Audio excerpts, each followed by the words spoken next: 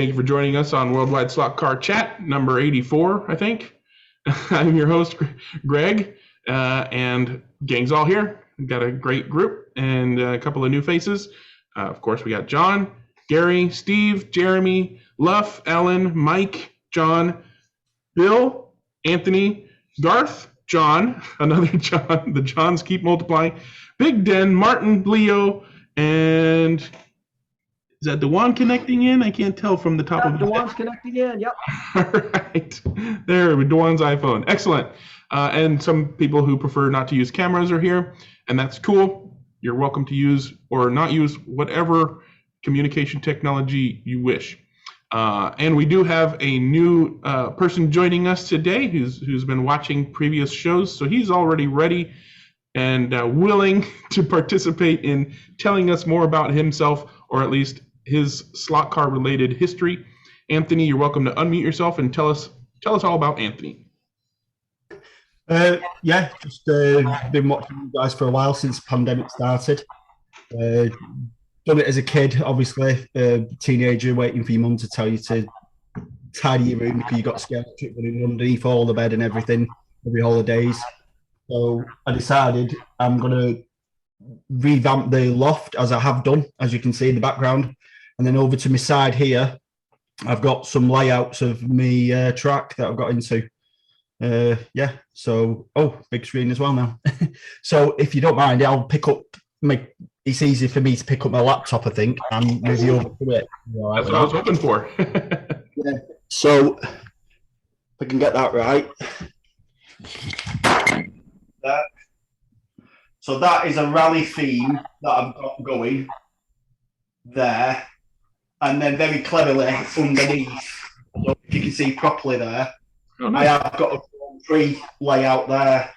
So it's all moved out on wheels. Moved out on wheels, so it's very practical for me for a very tight space. So that's my bit of background and what I've got into, but I've just really been impressed with the way you lot have all grouping together and sharing your knowledge. I've got one question for all you guys that I don't know if you covered, but you may have. How often do you guys oil your cars, lubricate them? When they need it. Usually right out of the box, just to be safe. I've done that. How often after that then is it just a guess, or does it not matter? Anybody want to offer? Jim Rose, maybe? They really don't need as much lubrication as you think, especially if they're plastic chassis cars. They actually, especially Skelectrics, they come with that white sort of nylon or Delrin greasy stuff. That lasts quite a bit. You really don't have to put a lot of oil, and especially on the motors. The more oil you put, actually, the more you're likely to gum up the motors. So you don't really need as much as you think. Alan, I've only been putting on the little dots on from previous videos I've seen, but I've just wondered how often. So that's good. I haven't been doing that. So little, but just keeping an eye on it. Alan, what did you want to say? Yeah, I mean, everybody on this forum knows that my mantra is more, faster is faster. Bigger is bigger, better is better. But for this particular topic, the less, the better. Especially if you're dealing with the end can of a motor. Because the end can of a motor, where the bearing is where the brushes are inside.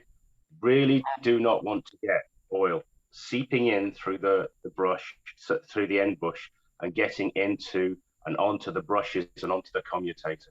If you do that, it'll poison the commutator. You'll start to get smoke, and it's just going to make a big mess of the motor. And nothing bar ultrasonic cleaning will do it apart from opening the motor. So for the axle bearings, you can put a fair size drop on them. That's okay. For the motors, you could just put on just the faintest smear. You can only just see it, and that's plenty. And don't a lot of motors use bronze for that particular bushing, which is self-lubricating anyway? So you probably don't even need lubrication there. Right. Because bronze is low in friction. Really, that's really what it is. Yeah. Yeah. But as the bronze wears, it becomes slightly bigger. So the spindle rattles inside the bronze. And if you've got some lubrication in there, you can make the most of it. I know they're supposed to be self-lubricating, but actually a good lubricant in there is a good idea. Now, some motors are sealed the end caps. If you look at an NSR King motor, you can't lubricate that end. You can't get into it. There's just no way. So you just have to trust it that it will work as is. But I still do. I lubricate the motors on a club night. So after 6 hard races of 3 or 4 minutes each, then a car will sit in my box after a bit of a cleanup, and then the next night I get that out. Then it gets a check over and a lube. And a lot of times, if I feel like lubricating, if I feel like a car needs lubrication, I'll clean it first. Take the move the bushings away. Pop the whole rear axle out, move the bushings away, clean any gunk or buildup that is accumulated there. With a paper towel so it absorbs excess oil to begin with. Then I'll put another drop of oil on like I did in the beginning. Frank or Jim, did you guys have input on this? Yeah. I would just second what Alan said. Coming from an HO background, less is definitely better when it comes to anything around the motor brushes. But there is one exception, and that is when you're running one of the new NSR F1 cars, or if you have a Group C car or any slotted car and you've changed out to a crown gear with an aluminum boss on it. Those need to be lubricated quite often. If you don't lubricate, where the shaft goes into the aluminum boss, it will seize after a few minutes, actually, if it's not lubricated. But that's one thing you want to, if you have that car, or if you've changed over to the aluminum boss crown gears, you definitely want to keep that lubricated. And for that in particular, you'd want to use grease as opposed to oil, right? Well, I just use oil because I don't carry grease with me. And so I oil it pretty much every time it goes on the track, not every heat, every 2 or 3 minutes, but every time I run it, I just put just a little, very small drop of oil in that crevice or in that boss, and then it's not a problem. But the first time we ran the NSR F1 cars, after about a half an hour, the car just started to slow down and it chipped the tooth on its crown gear. And it was the aluminum seizing on the motor shaft, where the motor shaft, the motor shaft is used to keep the gear mesh. And where that went in, I thought I just had a bad gear because I chipped a couple teeth. It was my issue not lubricating that. And so now that I started lubricating that, it's not been an issue at all. I'd agree with you about the issues with NSR crowns and aluminum crowns, but an alternative is, because I've seen that metal spray up the inside of the bodywork, and that destroys the crown. But there isn't one that will work properly without lubrication, but the lubrication won't stay on at those high speeds. So an alternative way of dealing with this is to use axle collars and to use feeler gauges. You can get sets of feeler gauges and tools from Slotted, and you can get those axles and the crowns perfectly aligned so that they do not touch, the bosses do not touch the spindle. It takes a lot of sugaring. I did a video on that exact thing, but the car that I'm building now for, I don't know if Dennis is on or not, but he mentioned the Enduro coming up at Electric Dreams, and axle spacers are not allowed. So you have to use the stock gear and the boss to create the mesh. So it's a little bit different. So, but yeah, there is a workaround for that. There is a workaround for that, I can tell you. If you look at, say, the NSR, right, the axle is held centrally by tubes that slide over the axle, and the wheels. So instead of using an axle collar, you can set the wheels up so that they get that same effect. It's a lot more difficult to do, and it's a pain if you want to change your wheels, because that completely ruins your gear mesh and everything. But if you want to achieve that same effect without using axle collars, you can do that with the sleeves and the wheels. So you'll get there. I've done it. It works. It's just inconvenient. You're absolutely right, but this is for Slotted Group C, and spacers and or collars are not allowed. Yeah. Right. Always check the rule. There's pretty much a way to do anything. You just got to check the rules to make sure that you're within the spirit, not the letter of the rules.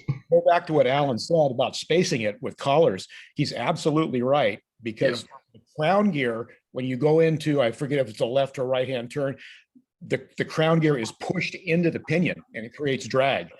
And so you want to set your gear mesh so when that direction, I forget which direction it is, but when the crown is pushed into the pinion, that you still got a little bit of play in the gear.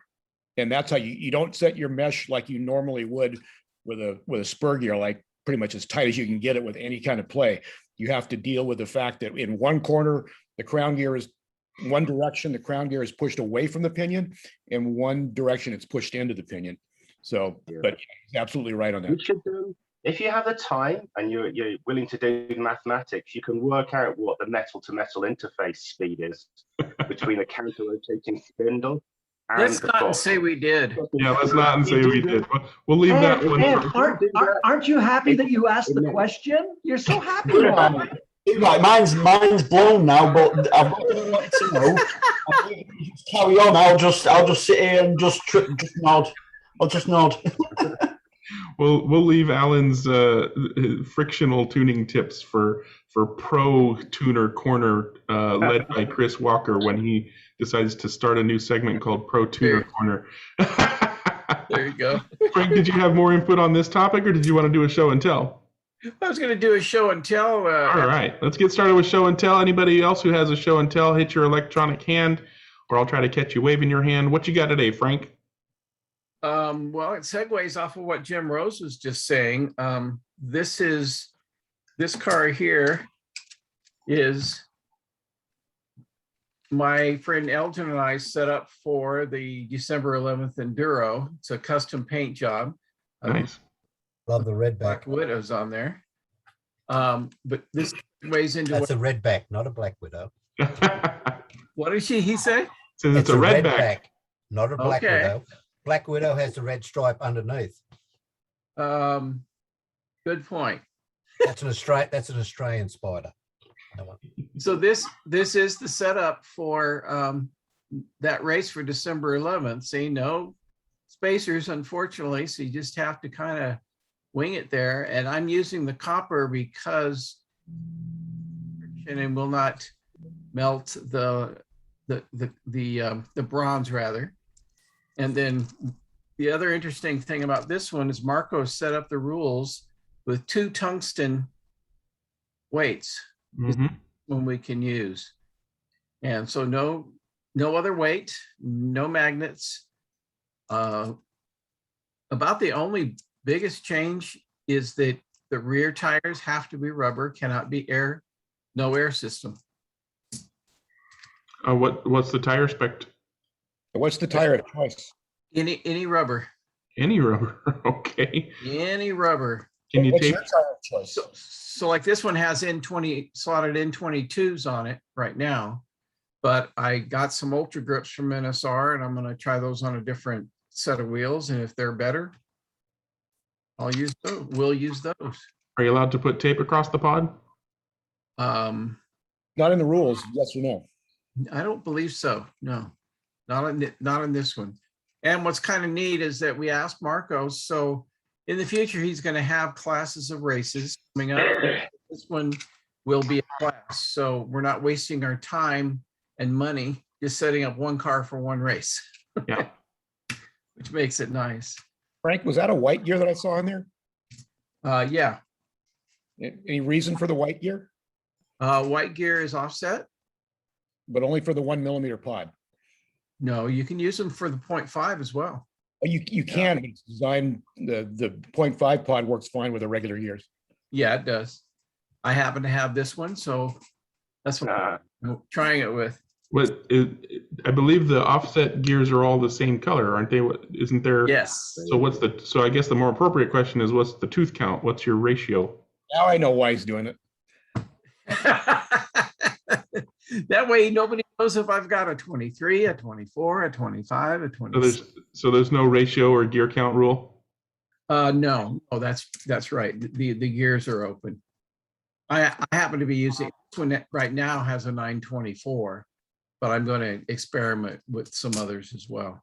In fact, I'm going there this afternoon after the talk to do some testing. We're going to have at least one, maybe 2 teams coming down from Northern California. Really? Great. In fact, I'm just working on a video right now on the car I'm setting up for the race. Cool. Looking forward to it. It'll be fun. Got a kit full of parts that are going to go on it based on the rule set. There you go. Nice. And I'm looking at my screen. I see 6 rows of 4 using video, right. which is fantastic. I've never seen this many members using video at the same time in my memory. So, again, you don't have to use a camera, but I love seeing all these faces, and participation is very strong, which is always good to see. And a friendly reminder to anybody watching this episode, I normally say this at the end, but I'm going to say it now. Come and join a live chat if you have the time. It's more fun than watching the show later, So come and join a live chat. All right, I see a couple more electronic hands. What do you want to show and share for us today, Jeremy? Yep. I have my screen here. Let me share this. Did my track come up on the picture? Yep. Okay, cool. My track is done. It's working. This part here is for my children who are half Irish, and this part here is for the Italian children. And I'm still working on a few 3D printed borders for like inside, but we raced on it today, just kind of mess around and make sure everything works. One thing, I don't know if this video comes through. Let me make sure I got the right thing. Here's what's interesting to me is the race coordinator LED lights. So on my bridge for my timing, I've got it underneath here. I've got a section where the wires can run through, but then the LED lights, this part, I don't know if you guys are all using these, but this is amazing to me. Like I just started playing with it. Like this is the fuel stop, where it has yellow is for half fuel, green is for full fuel, and then red is empty, as well as like when your car's going underneath it, you get lights on there. This part has blown me away. I've been obsessed with it for a week trying to figure out how the LED lights work and how you can get them around your track. So that's cool. all. I've never seen that. You've never played with those? I've never played with them. I've never even seen anybody do that. I mean, I've seen it's all $11. The LED strips are like $11 on Amazon. Let me see if this video works. I don't know what you guys are picking up on your end, but very slow. Yeah, it's very slow. Yeah, it might be too slow. But when the cars go through, you get a light up. So this is my red line. These will light up red, and then the green ones light up green. So just kind of, it's a nice way to know you've went through it. Yeah. And then when the car stops under here, it's got low fuel. These blink and let you know that you've hit the trigger properly, and it'll blink. I know it'll blink, and then it'll fill up too. It goes from red to yellow to green, and it'll stop blinking as the computer lady says, full fuel. You don't have to go look at the computer screen now. You can just look right where your car is. I'm obsessed with it. That is awesome. That is absolutely awesome. I'll try to get a write-up because Dave doesn't have a really good write-up on this. He put the work in, but he didn't do the documenting. So I've started to document some of it on the race coordinator sub forum. And Jeremy, it looked like you were racing camper vans. We were. I have some vehicles. Yeah, I have some weird vehicles that the kids like. They like the Mario Kart stuff. The Polycar $20 Subarus. Everybody loves those because they're cheap and easy. And then the camper vans are just kind of a funny. Kids love to drive those VW bugs. I would love it if you would just. It doesn't look like you've posted that to YouTube. It looks like it's on your Google or something. Yeah, I'll do that. If you just upload that. I mean, you don't even have to put commentary on it, but just being able to see it in action. Just to link, sure, I'll do that. Would be fantastic. Yeah. And then, like here, I 3D printed the shield over here. Instead of getting the bright glare of the LEDs, you just put a 1 millimeter strip of white in there, and boom, it's already softened. So I'm obsessed. I'm going to build a little race control tower with the same kind of elements. That way, I can have when the track is on pause, everybody knows yellow flag is out and stuff like that. So I'll get all those uploaded as soon as I can for you guys. That's awesome. And this is all controlled by Race Coordinator? It's all controlled by Race Coordinator through an Arduino chip. The Arduino you just plug in, you just need 3 wires. It has a 5-volt power here. So I just ran a 5-volt power ground. And then one wire here goes to a pin on the Arduino, and then you just set, you want this 0 is the LED 0 through 24.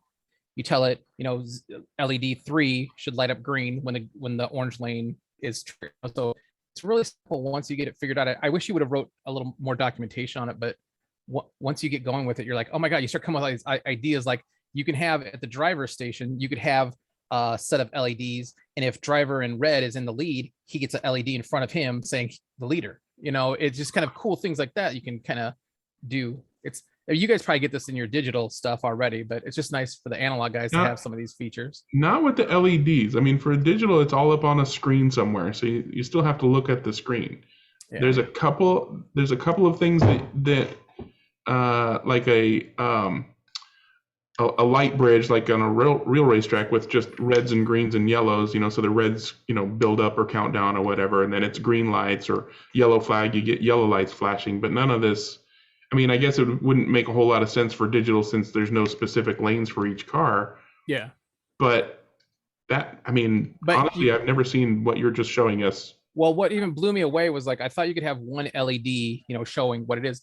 But then it turns out some of the programs he's got in there, if you have more than one LED, like 3 to 5, it does different things. Instead of, like I said on here, it goes red, yellow, green for fuel instead of just one color for fuel. So that it almost looks like it's filling up as you sit there and wait, and then it's ready. I was like, so anyway, there's a whole lot of work here to do. It kind of makes me happy to do the computer stuff with the old slot car stuff. So that's what I've been doing. Cool.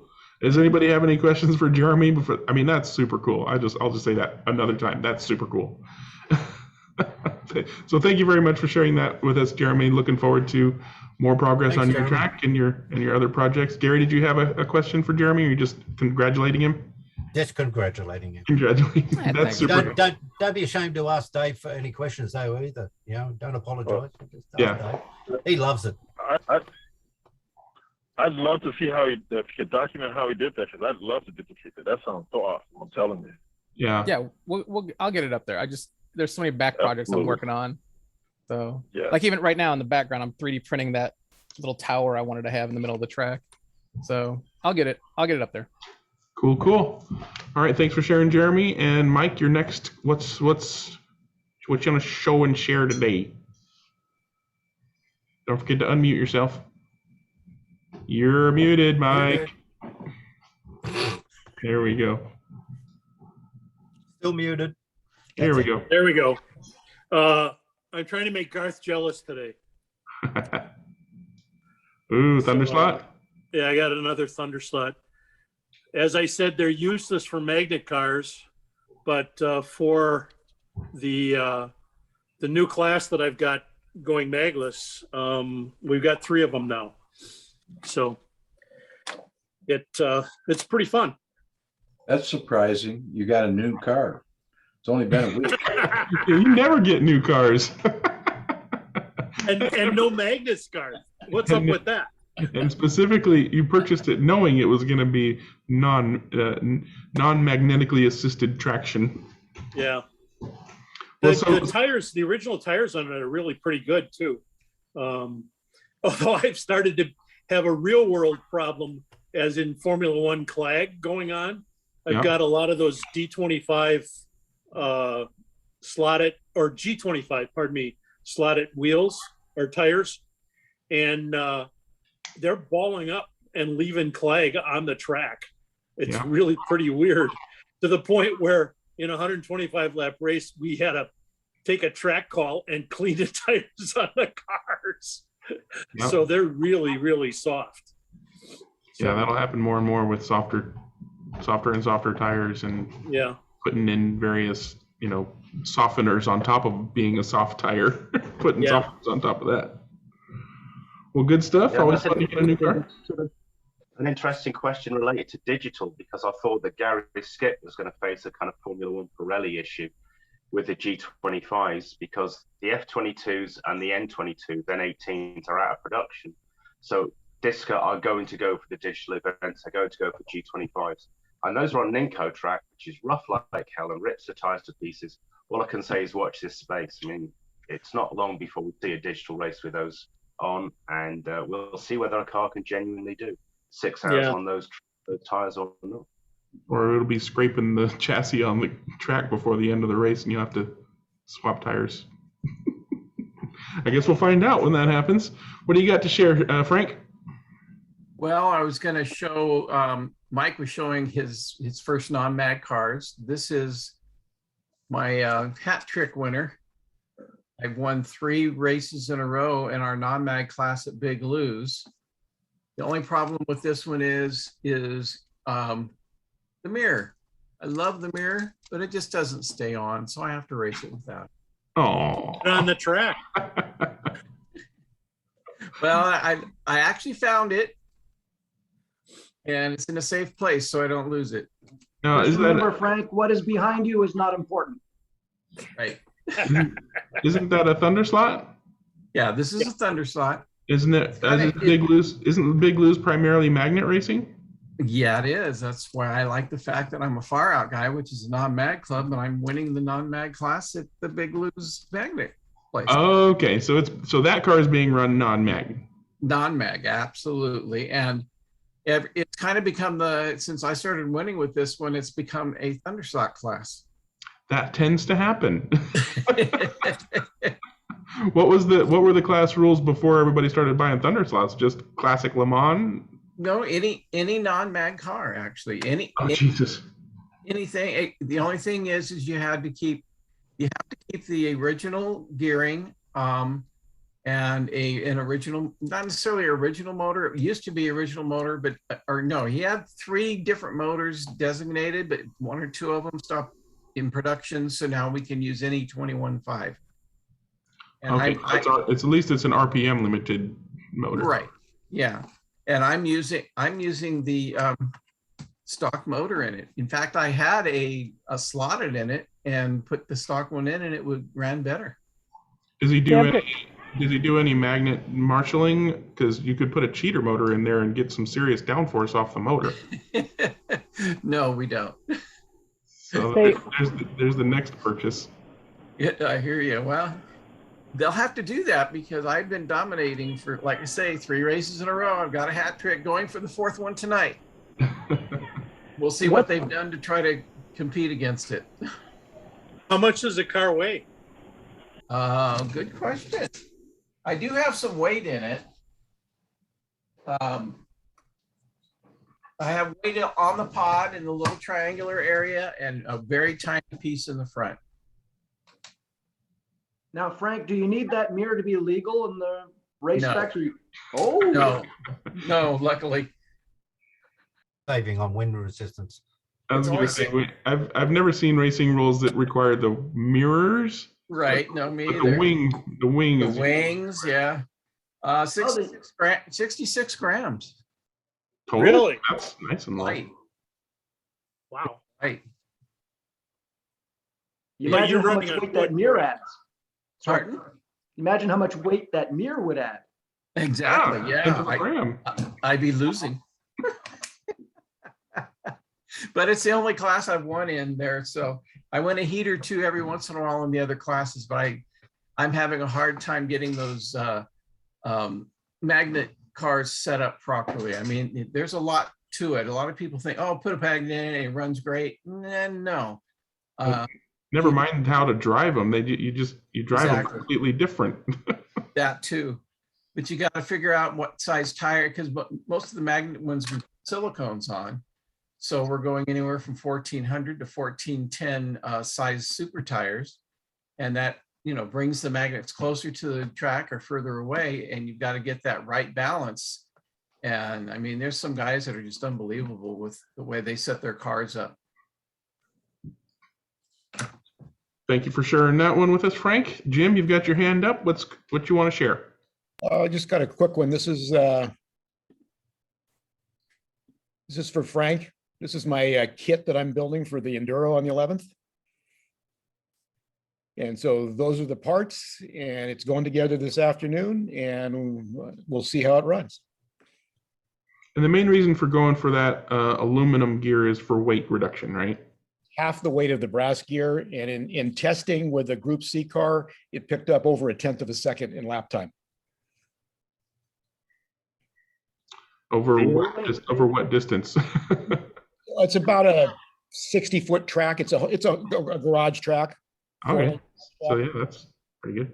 So it picked up over. I would be skeptical, Frank, about using one of those bosses for a distance event where you're on hours.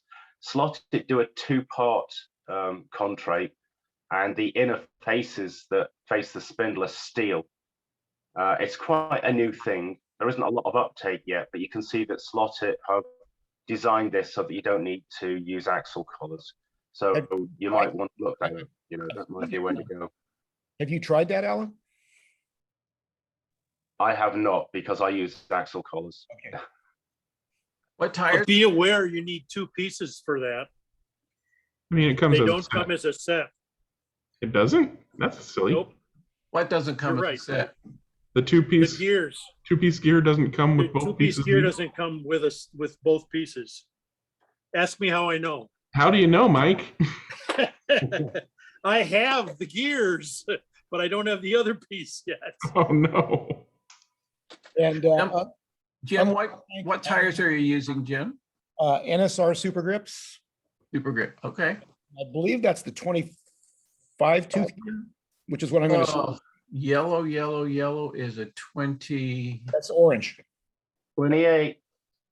Yeah, that's a 28, Jim. No, that's orange. Oh, it is orange, not yellow. The lighting. And those And are it's, zero, it's a 25. You're right. I'm and starting zero, with 25. zero grips for the front tires. Zero grips for the front, 5206 NSRs, non-Evo in the rear, which are getting harder and harder to find. And then all just the regular stuff. So that car is going, that car and the video is going together this afternoon. Cool. Look forward to seeing it. I wish we could foam inserts in those rims, but oh well.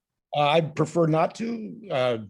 I think I they like work without inserts, but honestly, I shouldn't say that because I hate people that say things like that and they haven't tried it, but Right. it works well without inserts. We don't run them around here. So again, this is going to be a whole new thing going from a track where I know this car will be blazing fast to a track where I have no idea. Right. The big thing is that we can't run this gear here. We have to run the stock gear. And we have to run stock wheels. So this is going to be a cool adventure to make a faster Group C car, but we do allow lead. And like Frank said, you can run these, you can run one in the front and or one in the back, but you can't have lead. I see you're using the smooth shank screws. I assume those 4 are for the pod. Are you using the same for the body? I will. So these are for the pod, but I will use them for the body as well. Who makes those screws, Jim? Slotting Plus. They make them in a couple different lengths. There's a longer one that works better for the body, and those are the ones for the pod. They're about the same size as the pod screws. Gotcha. Got some tricks up my sleeve too, which aren't going to be on the video because this is just the basic car to go together. What kind of braid is that? Slotting Plus again? Slotted. Slotted braid. Hey, I told you what gear I had in white. Good stuff, Jim. You can see what I've got. That's true. You already know. You said some other tricks that you're not going to put in the video. Yeah, but I'm not going to talk about them here either. I take it back. It's a 22. I do have a which is a 23. So this is what's going to start the car. Right. So this is going to be my starting setup, and I've also got a couple other cars, and then my friend who's my teammate is going to bring 2 or 3 cars. So we're going to do some serious testing on the Friday before. All right, good stuff, Jim. Thanks for sharing that. And Jim, just in case you think that nobody watches your videos, this is Tungsten Rod that I started using for weight since I watched your videos. Yeah, I started using that too. I love it. You can use that for axles too, but I'm not going to say if I've ever done that or not. And why would you do that? We do it in HO because we want to put more weight on the rear tire, so a tungsten okay. actually make the car handle better. I'm just glad you guys aren't competitive. That's the good news. Yeah, just friendly racing. Northern California is not competitive at all. I'm not competitive if I finish first. It's the other guys who are competitive. Yeah, right. You just got to keep up with them, that's all. All right, thanks again, Jim. Does anybody else have anything they want to show and share or tell? Go ahead, Jeremy. Sorry, I forgot about this part. Let me share my screen here. And online, Greg has a 3D printed track holder. So I just took that, scaled it out, and then I laser cut my own. Nice. And I thought it might be I'm gonna get some plexiglass that's gonna be in different lane, like red plexiglass, yellow, and orange, and try to cut them that way. But I just wanted to thank you, Greg, for that design. I mean, I basically just copied your design. And I mean, thanks Slot Car Corner. You know, I basically measured a Slot Car Corner one from one of my friends, and I didn't take very good measurements at the time because then I basically went back home and I made it big enough for a slotted controller, which the slot car corners aren't quite big enough for a slotted controller. But then I saw that you're using basically the Parma, DS type handle on yours, and I had a guy needing me to reconfigure them, and I realized how too big they are for that size handle. They'll just fall through, if they get bumped a little bit, because the thing along the top isn't low enough, and they'll just fall Tip over, yeah. through the hole. So, yeah, somebody was over today, and they had some buttons on their controller that I'm gonna have to widen it a little on my next. But like I said, I'm gonna do it in colors. So you always had that first prototype that you put out there and try, and so anyway, laser cutting only took 12 seconds to laser cut it, whereas 3D printing it, I was like, oh my god, this is gonna be like 4 hours, and it takes a few. It was insane. But then so after you laser cut it, then you like heat bent it or something, or yeah, I just put it in my vise and then a heat gun, and then just held it down until it bent, and then cooled it off. There you go. Yeah. Looks good. Yeah, look forward to the future versions. And Frank, you've got something else you want to share? Well, he brought up the controller holders, and Big Lou has your controller holders. Yep. It was really cool. At the very top, he has the name of his place on it, which I thought was a neat idea that you did. And do they come with the metal underneath as well for extra strength? Do you have a picture of how Big Lou set his up? No, I don't. Okay. I was thinking about putting the lane number 1, number 2, number 3 on 4. Like, I don't know. Gotcha. I haven't got that far yet, but I was trying to think of other ideas. When people contact me to print them for them, I ask them what they want on the top. Cool. And most of the time, it's just like the track name, like Big Lou's or whatever. But I've had a few unique ones, like the most recent set I printed out, the guy just wanted it to say "Enjoy Racing" on the top. So they just all say "Enjoy Racing." And then another guy wanted his to say, he just had 2 lanes, so he wanted his to say "Mine and Yours." And stuff like that, so it's super easy to change the text, so if somebody out there wants, to print but can't edit it, but they want to print it themselves, just send me a message and I'll be happy to, because it takes 30 seconds to just change the text, re-export the model, cool, and upload it. I just thought that was really neat when I saw that. Yeah, that's one of the nice things about 3D printing, is that you can just make a small change like that makes it a completely custom thing that you wouldn't be able to mass produce, right? The slot car corner ones all say slot car corner on the top. That's all you get. You can't have anything else on there. But 3D printing, just bada boom, bada bing. So I'm glad that they're enjoying those. I also printed the border inserts to flatten out the curbs on their borders that they needed flat borders for. Okay, so it looks like we're done with show and tell. I don't see anybody waving or raising hands for show and tell. Does anybody have a tip of the week that they'd like to share? Alan, are you wanting to show and tell that, or did you want to just share a tip of the week? Yeah, let me do a show and tell. Sure. You know that I'm not afraid to start hacking away at electronics. Yeah. So this is the slot SCP2. When you're using this for analog, you can do this one-handed. I can do everything one-handed. So I'm my left hand in my jeans pocket, my right hand down by my side, control left. When you come to digital, there is no way to do that. You have to be able to press these lanes up and down. So I have to do this double grip. I'm showing you the left-hand grip now because this is how the left-handers do it. But for me, I would like this. But I find that after 6 hours, my hands are dropping off. And so I talked to Maurizio about this. And of course, what I'm about to show you definitely voids warranty. But I put a plug in the bottom of the SCP2. And I've got wires that go to the circuit board, which I don't think you're going to be able to see. Maybe a little bit in there, the pink ones. They go to the circuit board. And I have a 3.5mm phono socket that goes to a Weather Girl clicker.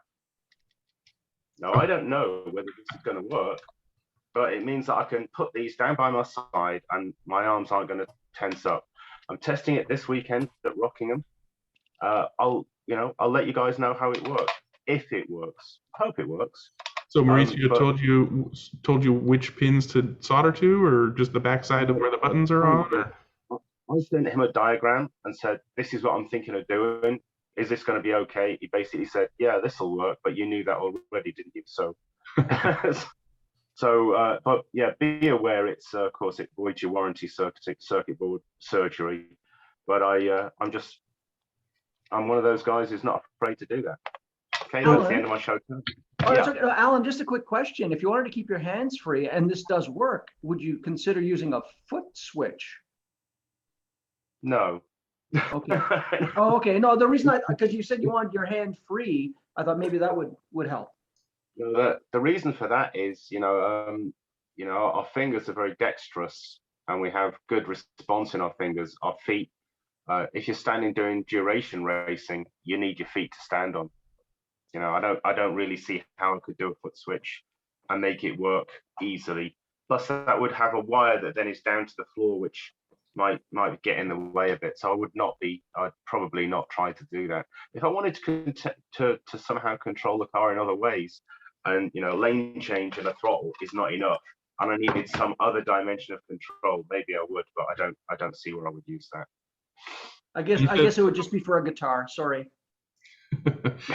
You said that was a Weather Girl clicker. What is a Weather Girl clicker? And is that what you search for? If I wanted to do the exact same thing, would I go to eBay and say Weather Girl clicker?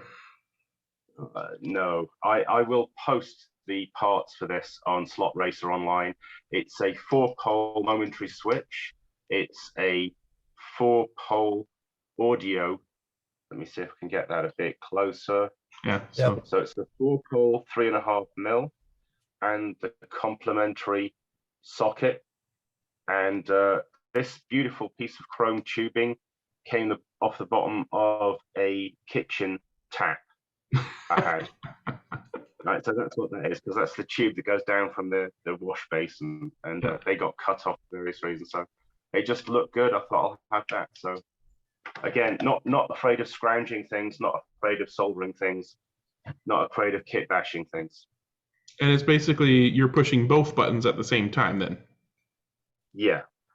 Different are set in different ways. It's possible to have a left and right individually, but the disco tracks seem to need you to press both buttons at the same time to activate the lane change, which happens to be left or right. It's not as though you have to choose left or right. There is only one. You're coming into it, you just need to hit lane change, so you hit both buttons. So that's why it's wired like that. Yeah, so if you're not needing the directional lane changing option, then it can just be one button that basically presses the 2 buttons on the inside of the controller. Wiring. No, you have to keep the 4 contacts that are at the 2 buttons behind the 2 buttons electrically separated. You can't double cross or cross over them. So you do need 4 contacts. So it has to be a 4-way switch or a 4-pole switch. Okay, and that's why the 4-pole switch is needed, is because in order for it to activate a lane change no matter what, the controller needs to be told it's pressing both buttons, and for that to function properly, you need 2 contacts for each button electrically isolated from one another. Yeah, that makes sense. So yeah, a bill of materials and a nice picture guide would be pretty cool to share. Yeah, let's see how it works this weekend. If it works this weekend, I'll post the bits and pieces on Slot Racer Online. Yeah. Looking forward to the results of the test. Awesome. Thanks for sharing that, Alan. And we were about to move on to anybody got a tip of the week they'd like to present? If so, raise your virtual hand or wave your actual hand. Otherwise, I'll pick one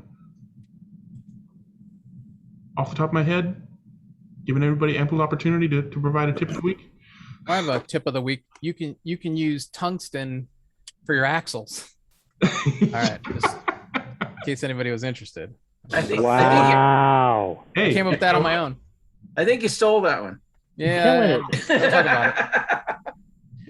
By the way, it didn't work very well in 1/32 scale when I tried it. It's a lot of weight there. It'd be funny.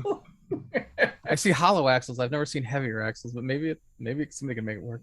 I mean, I'd love to see that as a more complete how do I? Oh, sorry. But no, that's great. I'll do mine. I kind of half prepared something. So my tip of the week is setting up braid for Eccentric Sport track. And I've mentioned this in the past, and I want to be more specific about, first of all, this is only a good braid setup tip for Eccentric Classic, Eccentric Sport, or SCX Classic track, specifically because if you look here, the slot is formed by the rails themselves. The rails are a U-shape.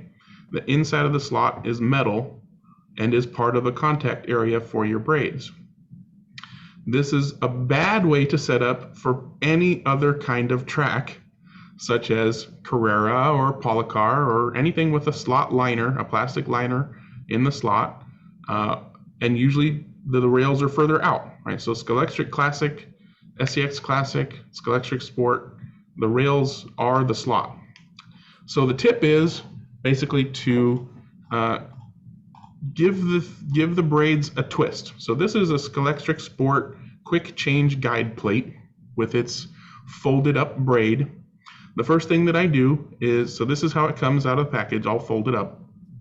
First thing I do is I fold up and out of the way the braids that are pointing back towards the rear of the car.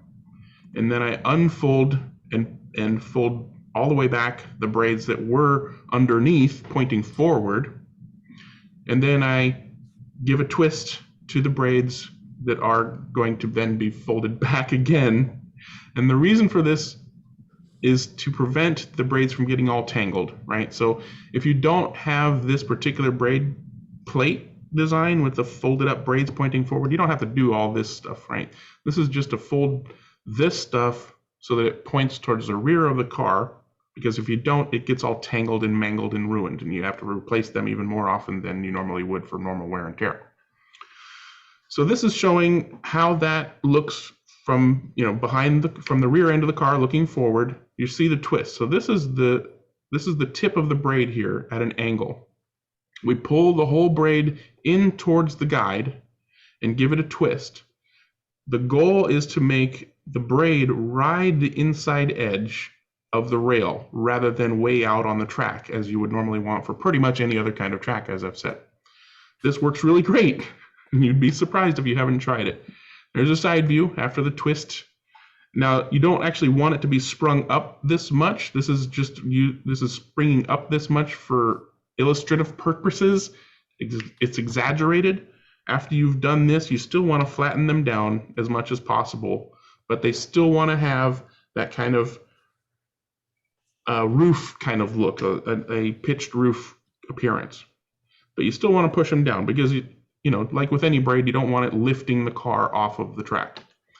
The goal is to have them riding the inside of the rail. And this is a picture of, I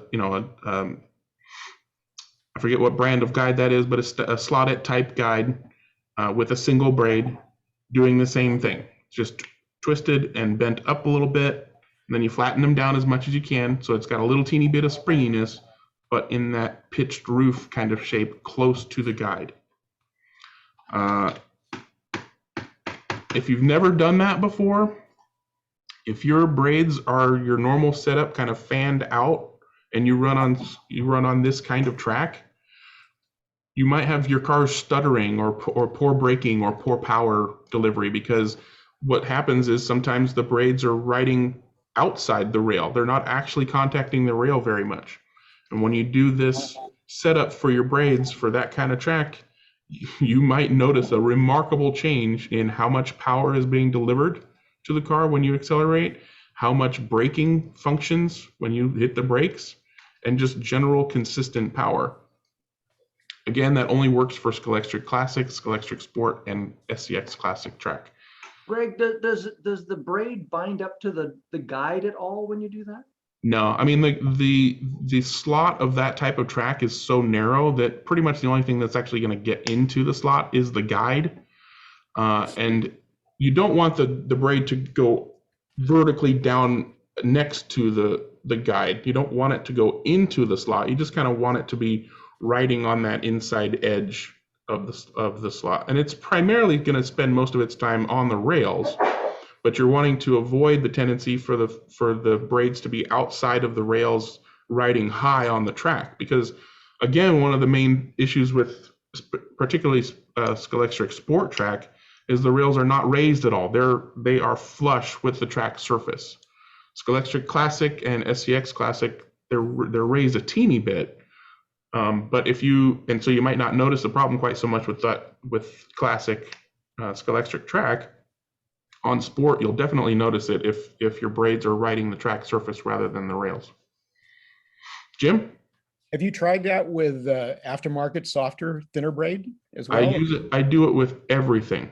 And I especially do it with the softer braid and less so with the heavier braid, because the heavier braid has more spring effect, right? So I'll put less of a twist on the heavy braid, but I always bring it in close rather than fan it outwards. And I always give it a little bit of twist because I want to make sure that it's not riding the opposite. Like if you have an opposite twist, it's almost always going to be riding on the track surface instead of the rail. But I do that with every brand of car, every type of braid, everything, and it always improves things. Quick question on braids. Yes, sir.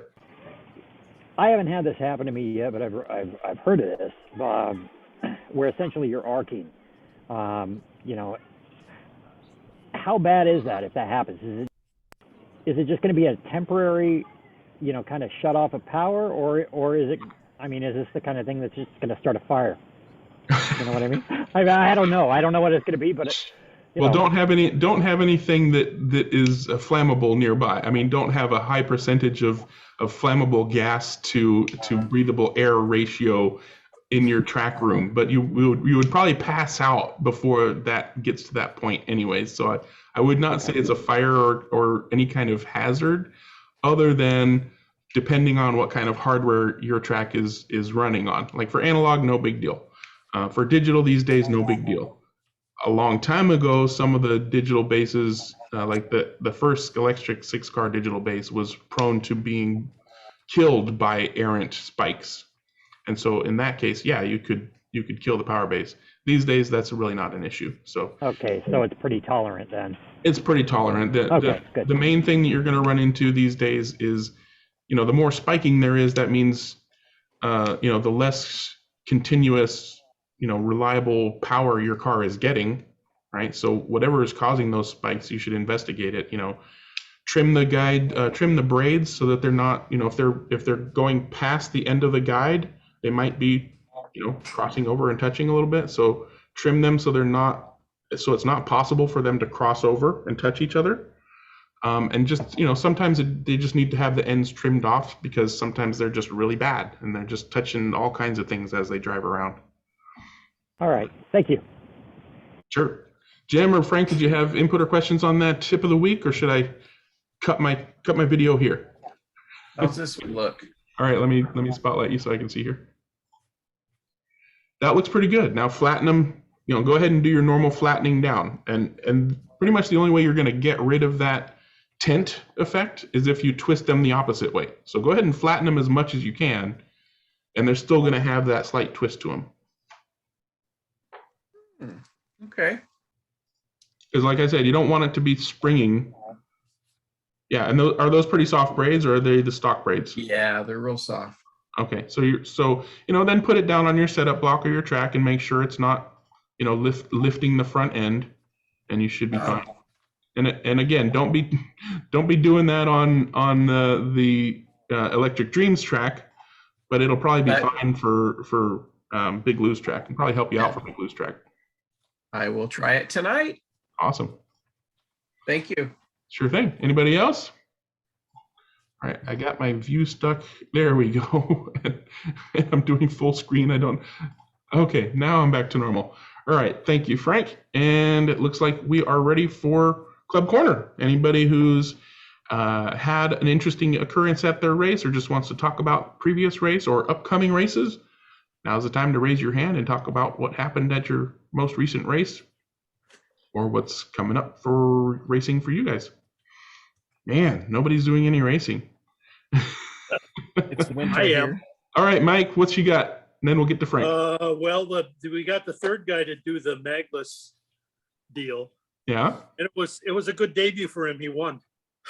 Oh, nice. And I discovered that Thunder slots are faster than NSRs in my case. Yeah. Because I didn't have the Lola at the time. So I used my Porsche 908 as it was in Can-Am at one point. And it did not do very well. So got my butt handed to me.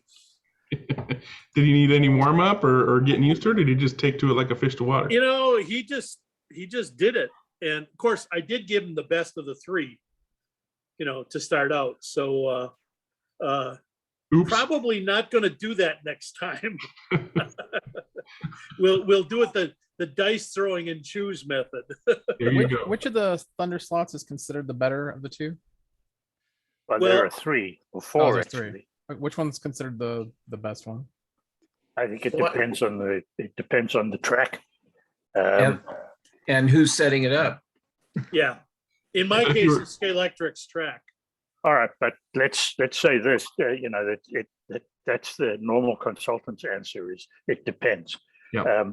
But I would say this that there are 2 Lolas, right? There's the Coupe and the Spider. And in my experience, the Coupe is faster than the Spider. Really? Despite the fact that the Spider is lighter, but the Coupe that I have is quicker than the Spider that I have, for sure. And I've seen that a couple of times. Jim may be able to back me up on that. But I hate and then you get the 2 Mclarens, the M6 and the M1A. And there it's very much a toss-up as to which one is faster. But both of them are probably faster than either of the Lolas. And it is the M6,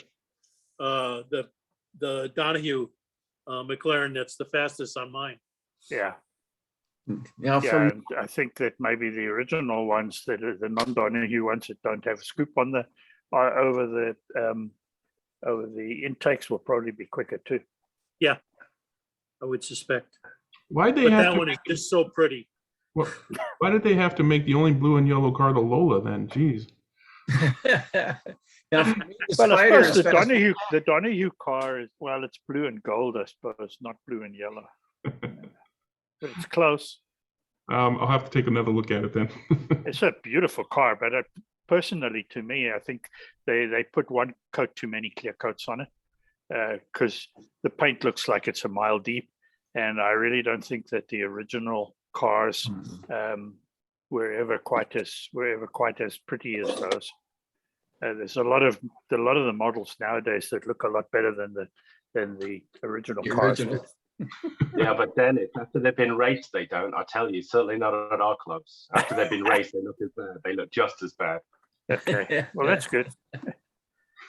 Yeah, I mean, if you look at some of that stuff that comes out of Germany that Michael Nemes does, the 124 scale stuff, his paint is absolutely unbelievable.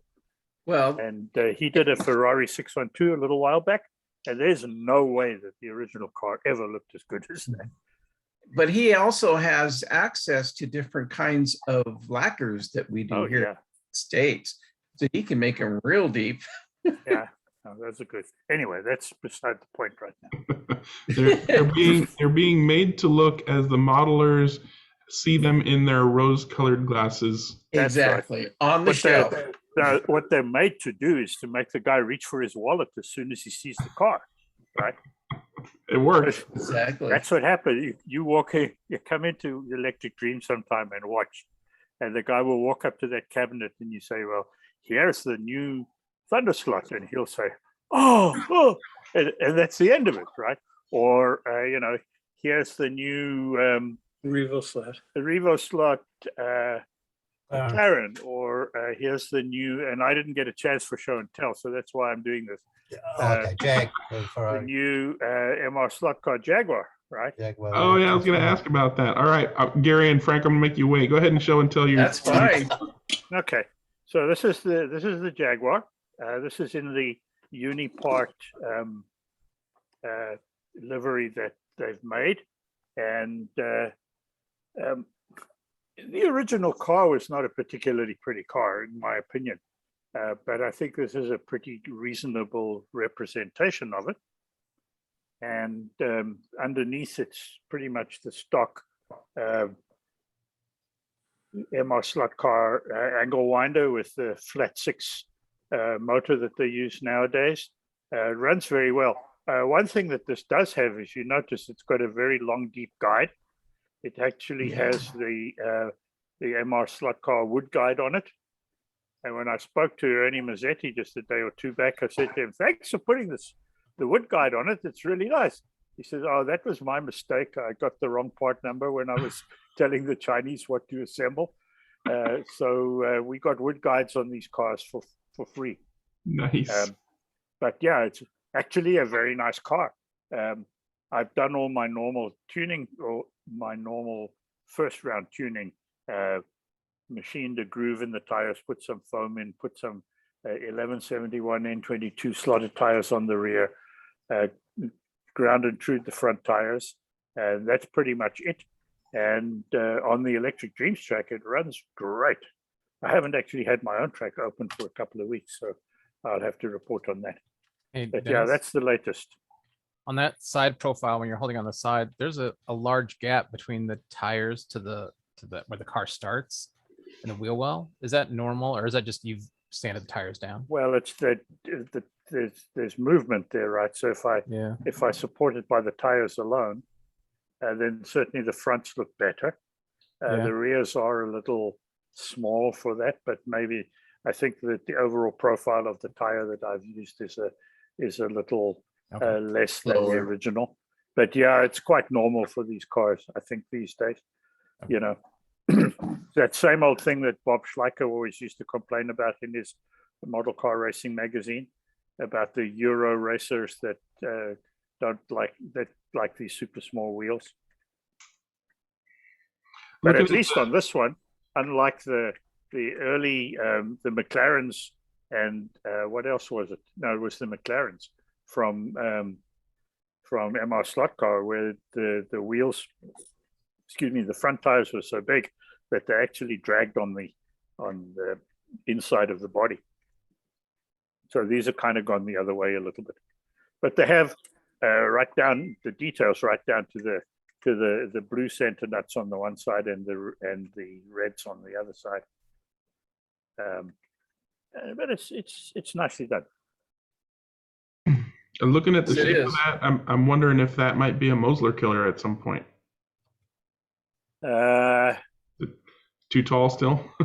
No, maybe not, but it certainly runs very well. We'll have to see. I don't know that flat 6 motor has the kind of power that you would really want to beat a Mosler at any point in time. Either the angle winder or the sidewinder Mosler. But it's nice, and they have the 3 liveries. They have that Unipart livery in that funny green, and then they have 2 fantasy liveries: the Silk Cut Jaguar and the Castrol Jaguar liveries. And they actually, in the flesh, they both look pretty nice. They've done quite a nice job of them. They didn't make a police car version like Scar Electric. Not yet, no. He is talking about the fact that there will be a street version. So, guys, if you want to make a police car, you'll be able to do so. But I guess that's coming later. All right, thanks for showing that one, Dennis. Oh, you're welcome. And sorry I was late. I had some medical. Did you bring a note? to do. No worries. Yeah, where's your hall pass? Just happy you're here. That's all our secrets about the 11th Enduro. Yeah, no real secrets about the 11th Enduro yet. Don't give him any. He won't give us his. It's it's just going to be. I've been more than anything else just testing tires so far, and I think that Marco has been talking about to people about using Ultra Grip NSRs already glued, but I think that may not be the absolute best. I'm leaning more towards either super grips or preferably the slotted N22 compounds. And even then I would use the narrow one rather than the wide one, because with an inline car and those wide turns, I think the car is going to fall over once the grip builds up. Dennis, Seeing do you as have the any- rules only allow you to put the tungsten weights in where the magnet pockets are, and you have to remain in line. So that's it. So find something with a low CG is my advice. Well, you missed earlier. I'm doing a video on the car. I'm preparing for the race. Okay. All right. Yeah, I missed it. I'll pick it up later. Doesn't matter. He doesn't tell you anything, Dennis. He's keeping it all close to the vest. Frank was using white gears, so we couldn't tell the ratio. So yeah, he started. All right, Dennis, we'll catch up on that later. And Frank, you got some club-related stuff to talk about? Well, first I was going to say my Spider is quicker than my coupe in the thunder slots. That's why I use it. But again, I think it comes down to setup too. Club Corner though, last Saturday, Big Lou's had a we called it an enduro. I'm not so sure if it is, but we raced for 20 minutes. We raced the first 5 minutes was with our Eccentric stock class. The second 5 minutes was our Carrera GT 25K class. The last 10 minutes was our 25K Unlimited class. And it was interesting. I'd never done one like that before, because it's a running 20 minutes straight, no stopping during that 20 minutes. At 5 minutes, somebody would yell out change. You had to park in a certain area in front of your driver's stand to be able to change cars. We also run electric stock without brakes. You've got to connect your brake, take your car off, put the new car on, and then take off. And the winner was 70 laps over me. I came in sixth. Fifth was only 9 laps ahead of me, which means the leader was 61 laps. But the leader, Kevin, he's really good at setting up the 25K Unlimited. He would come in every single one of his heats. His electric for some reason had absolutely no speed. He'd be 2 to 3 laps down. By the end, he was 10 to 15 laps ahead of everybody by the end of the 20 minutes. It was a very interesting race though. Long day, a long time in between racing, because you race for 20 minutes and then we only had 9 guys show up. So then we would be turn marshaling for 40 for 2 races and then 20 minutes of racing. And my GT 25 car did not work very well. So I thought I was going to be either last or second to last. And I actually came in sixth. So I felt better about that. But overall, it was fun. I think everybody had a good time. I've never heard of racing like that. So it's always fun to hear something completely new. And they're all magnets, by the way. They're all magnet. Oh, wow. All magnets. All magnet racing cars. So yeah, it was very interesting. Yeah, 20 minutes straight is definitely an endurance for me. I do not. Okay, good. Then that's an enduro. I do not do 20 minutes straight very well. Well, that sounded like a lot of fun. In the last 10 minutes with the 25Ks, about 16, 17 minutes in, I would go, okay, when is this going to end? We got to get to the end. Because you're right, I'm standing there, my legs are hurting, my hands are, but yeah, it's different. And that's nothing to these guys who do these 24-hour endurance races, racing for an hour or 2 at a time, if not more. That's unbelievable. Yeah, like what Alan was describing about standing for 6 hours and what? Yep, no thanks. All right, thanks for sharing, Frank. And Gaza, what you got? Sort of not so much a club event, but the track, my track, which is sitting behind me there. I don't know if I can get on the screen share. Yep, there, that'll do. Yep, can you see that? Yep. Yep, yeah. Well, that's a final race on that will be this coming Saturday. Just after about, I think that track's about 12 years old now. And I'll be pulling it apart and sending it off to someone else because we're in the process of moving. So, and it's a bit long in the tooth to be taking anywhere. So after many years of enjoyable racing, it'll be off to the boonies. Unlike my, what's this? Unlike, there's a rubbish stick. Unlike my rally track, which ended up in there. Oh. Yeah, so it was a bit, that was a bit long in the tooth as well. So no takers for it. It needed a lot of repair work on it. So. Well, it's good to know the other one's going into another. Yeah, mate. Yeah, a mate of mine that's taking that down where he is. He's got just enough room for it to fit in his little man cave he's got set up. So it's not a bad little track, just over 14 meters in track length, 3-lane. What is it, about 18-foot long and just over 6 foot wide at its widest point. So it's just enough there. It's on wheels, so I can pull it out from the wall so you can get behind it. Monitor there for all the viewing pleasure, and a big screen TV so you can watch movies while you're playing as well. Just in Or case. races. Yeah. All the racing movies and whatnot. But, it's the end of an era, but you're going to be building something new in your new digs, I assume. Yeah. It's new digs, new places. Oh, there's those track holders down the bottom there, the same as the plexiglass ones you printed up, Jeremy. They're actually aluminium, so they're reversed around, so they're screwed up underneath there, so you just hang your throttle straight down over the top of it there. And I just went silly and just painted them the same color as the lane.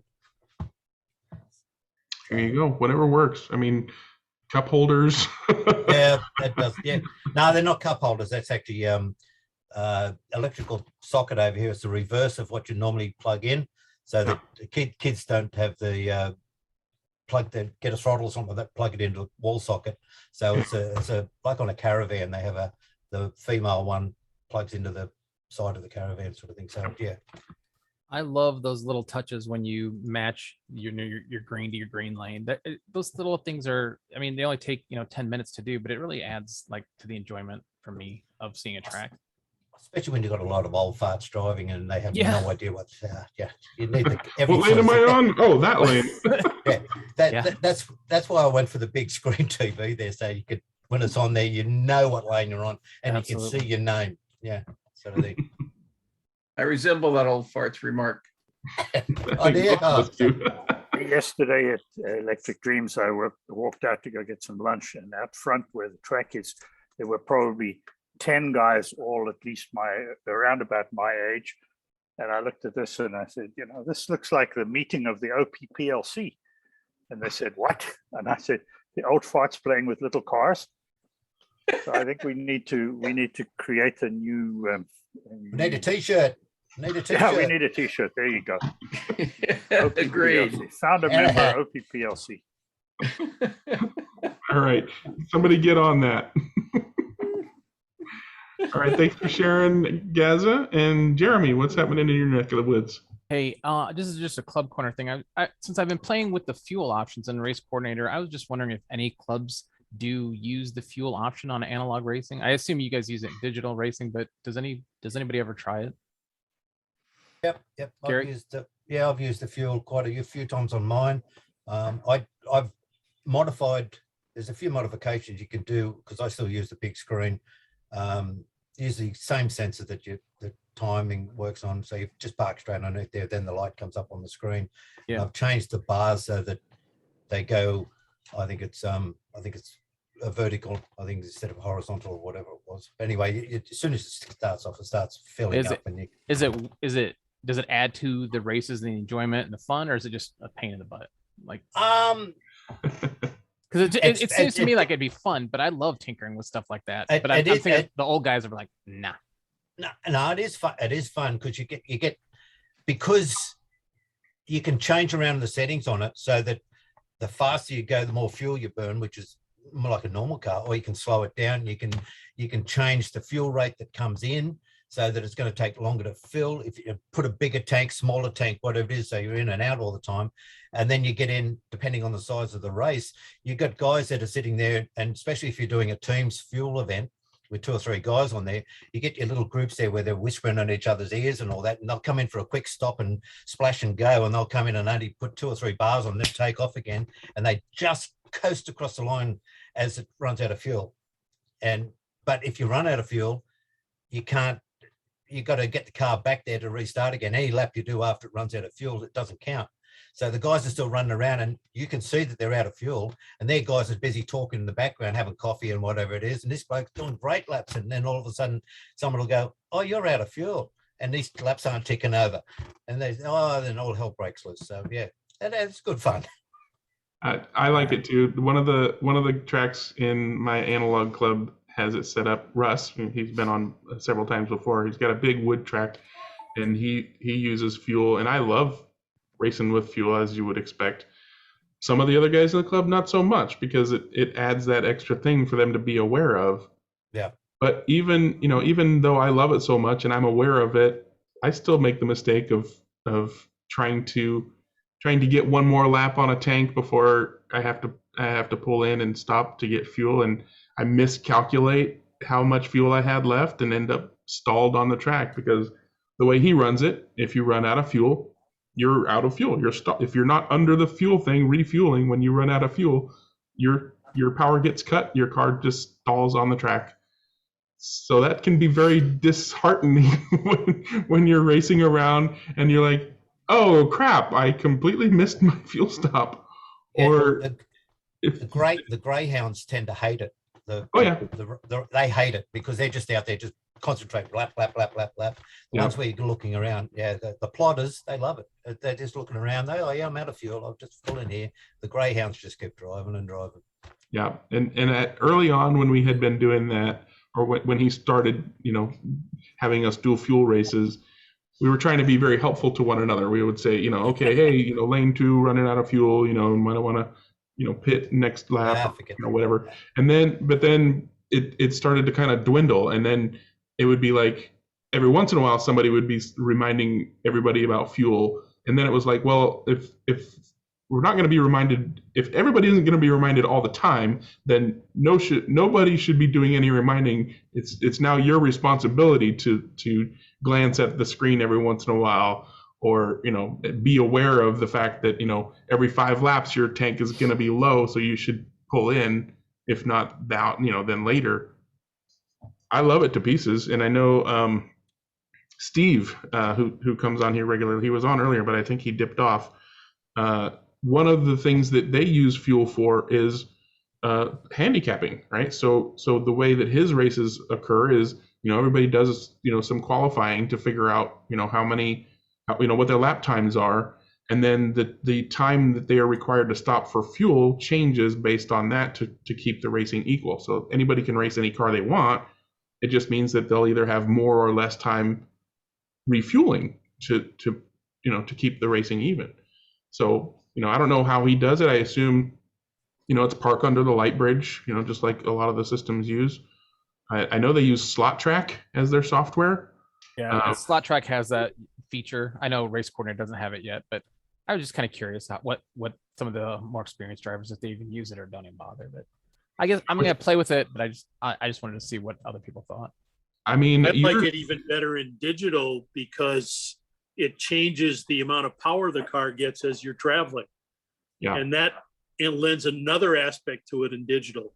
And it makes it really, really where you have to think about, okay, how far down is my fuel? Because my car, if it happens to go a lot faster suddenly in the middle of a corner, you could be off.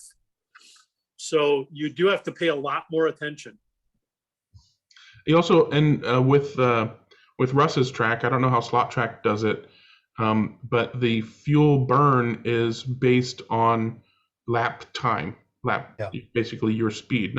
It's not detecting how much throttle you use, but basically if you get a faster lap,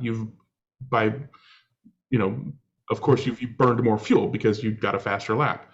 So one of the ways that I manage fuel when we race at his track is if I know I want to eke out one more lap without having to stop for refueling, I'll intentionally go slow just so that I don't burn as much fuel as I normally would, so that I can get one more lap before having to, stop for fuel, which has won me multiple heats because I'll basically coming down to the wire. I'm like, okay, well, we've only got a few seconds left. I want to be able to continue further past the start finish line than if I just coast to a stop by running out of fuel. So I'll just go a little bit slower and let that guy, I'm vying for the lead with that guy next to me. But if he goes ahead, he's just going to coast to a stop. But if I back off a little bit, I won't burn all my fuel. I'll have just a sliver left, which gets me a whole nother lap, and then I win because I didn't just coast to a stop. I was able to keep going for the rest of the lap. Even though the timer cuts off 2 seconds later, I've only made a quarter of a lap, but he stopped, feet after the light bridge because he ran out of fuel, but I didn't. So just strategy. And what I was going to say is, it's your track, right? You're the host, right? If they say, nah, I don't want to race with fuel, just say, okay, seats are over there, pouty couch is over there. This race is going to have fuel because it's fun. Most guys will say, okay, I'll try it. And then, either they like it or they don't. But, at least, make them try it. Yeah. All right, thanks for that. And looks like Big Den is ready to talk about his club activities. What's going on in your neck of the woods, Big Den? Haven't raced since I was on last week, but a couple of guys asked about just pictures of the tracks that I race on, particularly in Hobart. So I'll do a share screen. We love looking at tracks, that's for sure. Okay, so this is at the moment is the only. Assuming you can all see it. Yep. Yeah, this is the only 4-lane track we're running on at the moment. This is the one that Phil that Dennis knows of from Froxy Racing. It's called Shelmore Park because he lives in a street called Shelmore Drive, and the next track is it's called Stratton Valley because it's in a place called Stratton Avenue. That's a very smooth track. This is the one that was partly rebuilt. The left-hand side was rebuilt because the guy had a dishwasher leak upstairs while he was away on holidays and came back to a sodden mess on half the track, but he's done it. It's a beautifully smooth track. And the third track is in a suburb called Mornington, so it's called Mornington Park, another little fairly tight, short 3-laner. It's actually designed on the track design layout is on like a replica of a 4-lane track that they used in the 1970s, which was the original Hobart Miniature Car Club. So it's another nice, smooth little layout. A little bit testy through the kink area here, but that's it.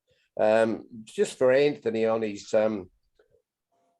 question about oiling, I sort of oil fairly regularly, usually on leap years, but if anyone thinks that's a bit obsessive, I've always got to ensure too that February 29th is a Thursday, so just so I don't overdo it. So that's my quick contribution for today. All right, thanks, Dan. And that kind of reminds me that, I want to make sure that everybody has the opportunity to just ask a question or, propose a topic of discussion that's not necessarily show and tell or club corner or, tip of the week or whatever like that. So if anybody has anything they want input on. Raise your hand, Garth. Yeah, if you have something you want to raise a virtual hand or wave your actual hand, either way. If you just want our input or want to hear what we think about certain things, go ahead and do that now. Garth has his virtual hand up. Let's hear what you got to ask, Garth. Okay. My question is about putting this. See if I can get this up here. You can see this. What I got there? Angle winder pod. Yeah, I got an angle winder with a non-angle winder motor in it, okay? And I got the cars that I use this in are these If you can see, this is a Nissan car. Mm-hmm. Okay. And I tried all different kinds of, the long can motors in there, and nothing really worked really well. Even the an inline version never worked good, and Sidewinder didn't work. But finally I got something that works, and that's one of these smaller motors in the long can angle winder pod. Okay. And I was wondering if anybody knew how you handled the end of this thing. Okay. If there's a part, Yeah, where you can put a part in there to Yeah, you want that 3D print from Shapeways that Alan used recently to do the same thing. Yeah, he's showing it. Let me spotlight Alan there. If you're talking, you're muted there, Alan. There you go. Well, I'm talking, but if you look, this is available on Thingiverse. You can get those. You can see that that's an MX-16 motor slotted, which is what you have. On one end, you've got the white shim. On the other hand, I've got a pink shim or purple shim. The colors don't matter. Just download it, adapt it, drill it out as you want. What I would say is it's a really good idea to support the motor at both ends. So you got it. You got it on both ends. Yeah. Yeah, so I mean, it's As a long as different the pinion design, shaft is long enough, that's quite a good way to go. Yeah. And actually, that's part of the reason to use two shims. There is a version which only has one shim, which is on the motor shaft side. But that's really, then you can might be getting to a bit of difficulty with shaft length requirements to be able to get your pinion on there properly. Okay, so it's on Thingiverse, you said? Yeah, I've printed those. I've printed those out for other people. I'd be happy to print some up for you, Garth. I think Okay. CG Slot Cars actually sells them too, so you might find them. You might find them on Slot Car Corner or one of those sites. I'll check and come back. CG slot cars, you said, Dennis? CG slot cars. Or GG slot cars. Just saying. But yeah, as I want to make sure that, because there was some talking over of people, so I want to make sure support the motor at both ends. Either with screws at the screwable end, and then some kind of spacer at the other end, so that it's not able to angle. Make sure that the shaft is long enough to get good gear mesh. And it could be a printed thing, or if you're getting the performance you like out of that motor, then by all means use that motor. As for one shim versus a big shim on one end versus smaller shims on both ends, I think the main reason for that was to try to get the center of gravity more even, more centered on the car, and possibly for any magnetic leakage to be more equally over the rails. So that might be one reason to do two shims instead of one. So is that like the option? You can have two or one?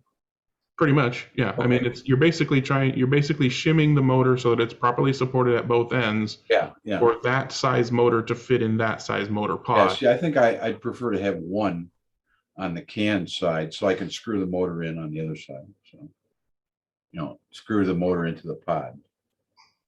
I was gonna say, you're screwing it on the can. The can is what's being screwed into the pod, right? No, the can. I'm talking about. Sorry, that's the bell. Sorry. I would want the spacer to be on the end bell side. Okay, so because the can side of the motor is screwed into the pod.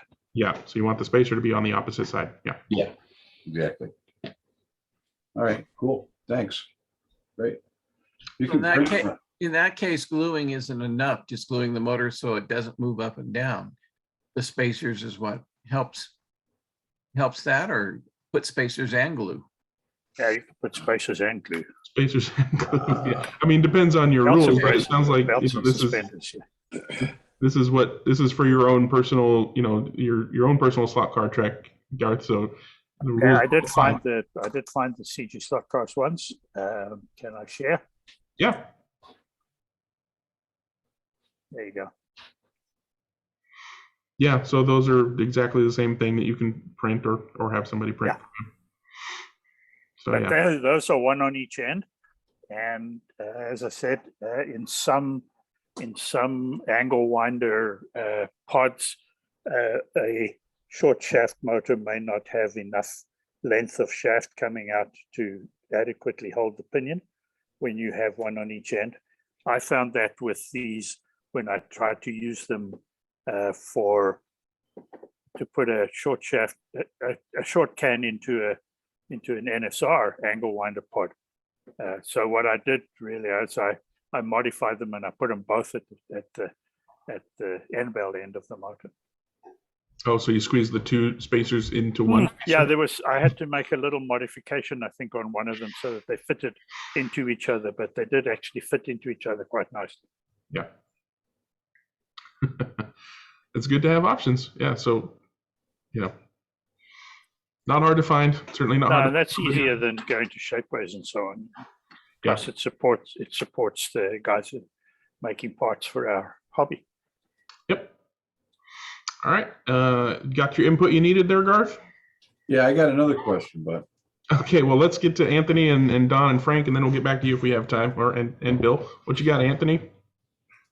Yeah, just carrying on from you talked about gears before. The lot of you. I don't want to put another question out there that takes ages, but with my, I think Chris is on, so we're good. That's good then. So with the gears, obviously with me having a loop system, so I've got double the length of track. Would I notice putting in gears as in building a car myself? As in, would I need more teeth or less teeth? And will it not make a difference? Oh, so for a rally track, how might you change gears for better performance on that kind of a racing Would around? it make a performance? Yeah. Do you need to have a longer track to have more gears in the car, or would it be better with less gears, or would it just be a case of just trial and error? Anybody want to tackle that one? I know very little about gears other than I believe less teeth on the crown means lower top speed but more torque, or do I have that backwards? Backwards. Okay, so more teeth on the crown would be better for short twisties, and less teeth on the crown would be better for long racing. Correct. And then it's running standard scale electric cars with 9 and 27. That's actually quite a long gearing. You'd struggle to find a circuit that needed anything higher geared than that. 927 on an 18k motor is still a very fast car once it's topped out. And to because I've got a Fly Renault 5, and that is rapid on there. So I'm just interested because I want to get into building some cars. So I've just thought of that idea. So that's good advice. So thank you. Well, open up your wallet, boy, because as soon as you start talking about gears, you're having to replace the axle and the wheels and the bushings and sometimes the chassis and. What power supply you got on the track? It's what is it now? It's the sports one, so I have to convert it to the double 16 volt. So it's just a standard. You're running 16 volts on it, is it? No, not see. So whatever, no, it's just a standard. Yeah, so it's a wall wart, right? You don't have an adjustable power supply. Yeah. Again, I'm a new. I think that's what Gary is getting at is probably your best investment other than controllers, better controllers, is an adjustable power supply so that you can turn the volts up and down, because sometimes those cars are just too fast on that kind of voltage, and turning the voltage down will actually get you better lap times because the car is easier to control at a lower voltage. The rally track that I had, which is now in the garbage bin and long gone, was 35 meters single lane routed. Now, with an adjustable power supply on that, never went over 10.5 volts. And actually the fastest times ever were at 10 volts on it. And to do the 35 meters, the fastest lap on there was just under 19 seconds. And there's YouTube videos and everything else. A very, very twisty track. The higher the voltage, just went for so much trouble with bloody gears getting spun, wheels getting ripped off, lack of traction and everything else. But once the track was rubbered up, 10 volts was all you ever needed. Yeah. So Yeah, maybe don't spend money on gears just yet. Get a variable voltage power supply first. Once you get the voltage, once you get the voltage right, yeah, then you can play with gears. But 9 times out of 10, the 927 was fine and inline, but you could play around, maybe bring it down to 28, or some guys would go, I've got to put an 8 tooth on it and 27 and everything else. But it was rally tracks, as you know, it's just consistency with the times. So, and get it nice and smooth. Some of the 4-wheel drive cars you can change. You can put a different crown on the front to the back. I used to run a 27 on the rear and a 26 on the front. Just made for interesting and nice, smooth setup. And but again, it came back down to the motor you were using as well. If you, some of the standard ones were a bit crappy, so you'd have to play around a little bit with them. But yeah, the gearing sort of comes after you get a standardized voltage on there where you feel comfortable. Does that answer your question? Yeah, again, more information. What I expected, so brilliant, thank you. We're good at that. Yeah. We're good at spending other people's money. Yeah, we're exactly. All right. I believe me, I spent a lot. All right, Don, what do you got for us today, Don? All right. Well, I finally got an SCP to play with. Nice. I bought this several months ago, but wasn't ready to use it. Now I want to play with it. Mm-hmm. And I'm using it with Arc Pro. What is the firmware I'm supposed to use for that? It is going to be the SCP-3 ARC firmware. I'll bring up the Slotted website and show you exactly where to go.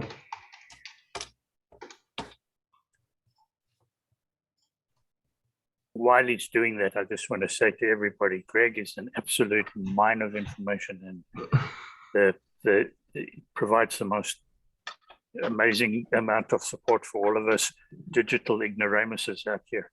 And I just want to thank him. I want to thank him publicly for the amount of help he's given me, so that I can pass it on to customers. And look smart.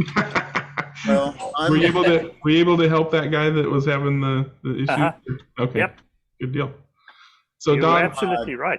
He had the switch on the side of the control panel, switched to analog mode. As soon as he switched it to digital mode, everything worked the way it was supposed to. I love it when it's simple. Yeah, me too. Usually helps when you plug it in. Uh-huh. All right. So to answer Don's question, you want to go to slot.it. You want to go to electronics and oxygen. And then on the oxygen page, this is a little bit more tricky on a mobile device because you're gonna need to get the actual zip file to your mobile device in order to load it to the app, unless you use the Slotted app. Do you have the slot.it app and you've already gone through that? Yeah, it's already on my phone and everything. I just need to know what file to pick. Okay, so if when you go to the SCP-3 on the Slotted app, you connect to it and go through the process of connecting to it, it should give you the option of which firmware, including this particular one, which is firmware to turn the SCP-3 into Skelectric ARC controller. So I'm gonna it doesn't tell me the exact file name just right here, but if you look down at the bottom of my screen, it shows what that links to. So the name of the file is SCP-3HN for handle, and then ARC, and then the version information. And the latest version is from last year, July of last year. So it's the same version that has been around for a while, and it should be in the app. But the most important thing is SCP-3HN for handle and ARC. And once you install that firmware into the SCP-3, then you pair it to the ARC base, just like you do an ARC control. You hold the button on the base, and then you turn the controller on with the trigger held in, and then it'll do the pairing. I have a video of that on my YouTube, both of installing the firmware and how to pair the controller to the ARC Pro base. So I'll put that in the link in the description for this video when I upload it. So if you haven't already seen I was able to update the newest firmware that was on there. I did that. Okay. But it didn't give me the selection that you were talking about to look at for the ARC Pro Okay. versus the oxygen that I know that there was 3 choices. There was the newest, and then an A and a C, or a B and a C, something like that. Okay, so it's possible that the app isn't showing the ARC firmware because they don't want to make it easy for somebody to accidentally install ARC firmware when they're just using it for oxygen. So it's possible. I'd have to go get an SCP-3 to do this right now, but it's possible that the slotted app does not allow you to put in the ARC firmware. So you'd have to install it using the Nordic NRF Toolbox app. And that's how I show how to install the firmware in my video. So I'm going to go ahead and put that link in the video description. I'll put it in the chat here later on because I don't want to waste your guys' time looking for that video link. But then make sure you go through that video, and if you have any questions on that, private message me or we'll talk about it next week. But we'll get you going. It's not too hard. Thank you. Right. Thanks, Don. And Frank, what do you got? Well, Dennis and I were having a discussion earlier this week regarding gearing in an angle winder. And it just seems to me like the angle winder gears, you got to go to a higher pinion and a little bit, and basically the same spur gears. But the other, so I kind of have a question about that. And then also in looking for gears, they come in 16 spurs come in 16 millimeter, 18 millimeter, pinions come in 6.5 and 7 millimeter. That's all really confusing to me. I'm thinking it basically has to do with gear mesh, but I was hoping somebody could explain a little more on, especially on the 16 millimeter versus 18 millimeter stuff. That's not going to be me. I could explain it, but I'm going to leave it to Dennis because I think Dennis probably has access to more of that kind of stuff. There's a posting I did on Slot Racer Online called Gearing Explained, which goes into a lot of detail in there. So if you're after that, look at that. Oh, cool. Thank you. Is there a rule of... I wasn't sure what I was going to say. Because quite honestly, when I deal with angle winders in plastic cars, right, I tend to use exactly what was supplied in the car, and I never change them. So I really don't know much about it. Gotcha. And when I deal with angle winders in scratch-built cars, then I will dig into my box for anything that's angle winder and or sidewinder, and I'll build the chassis to suit. Right. So I don't know whether do Slotted themselves, if you're talking one manufacturer, do Slotted themselves make a 16 and an 18 millimeter angle winder gear? Yes. And are they doing that because of different cars, or are they doing that for as replacement parts for another make? That's the only thing I can think of. That they use the 16s for their own stuff, and they use an 18 as a replacement part for maybe like a monogram or something else. I'll have a look at that. That makes sense. That makes sense. I think it's all based on the fact that we can't move the motor in these pods. Right. It's the distance between the armature shaft and the axle shaft determines what size pinion and or spur gear you use. So it's all because we can't adjust the gear mesh. So is a rule of thumb that say a 6.5 millimeter pinion goes with a 16 millimeter spur? And all right, so yeah, I'm looking on the Electric Dreams website right now, and Slotted angle winder gears. They have a 15 millimeter gear in a number of different tooth counts. Right. And the 15 millimeter gear is recommended to use with a 7 millimeter pinion. Oh. And then the 16 millimeter where did it say gear that? is for a 6.6 millimeter pinion. A 6.5, I mean. There's a chart on the slot.it website too. Yeah, I'm sure there will be. So Frank, you're just ignoring the instructions is what it is. And well, if I didn't plug it in, I didn't find those instructions. So an 18 millimeter would be a five. If it was an 18 millimeter angle winder, it would probably be for a 5.5 millimeter pinion. Gotcha. I would think. Okay. But I'm just trying to. Here's one. They're still saying recommended for use with a 6.5 millimeter, but I don't know that would an 18 mil would go in. Oh yeah, I wouldn't go that big anyway. The possibility is the following, though. It will depend on which side of the gear the boss is for the set screws. So if the set screw boss is on the outside, in other words, on the small diameter of the tapered gear, then you probably will need to run an 18 millimeter because the gear will be closer to the axle bushing, Right. and therefore there's a bigger distance between it and the pinion. If you're running the gears the other way around, where the boss is on the inside and the boss would be next to the axle bushing, then probably you need a 16. Okay, that helps. Thank you. And So, I yeah, think for that gear may be the reason for those more There's than one other anything option. else. One other option too, if it's a specific application and you've got the gears and they're not quite meshing properly, you can use the eccentric bushings to move the axle further or closer to the motor shaft. Mm-hmm. If they're allowed in the rules. Well, and if you can fit them in a slotted pod, you'd have to drill the pod out. Oh yeah, Right. Or if you get caught.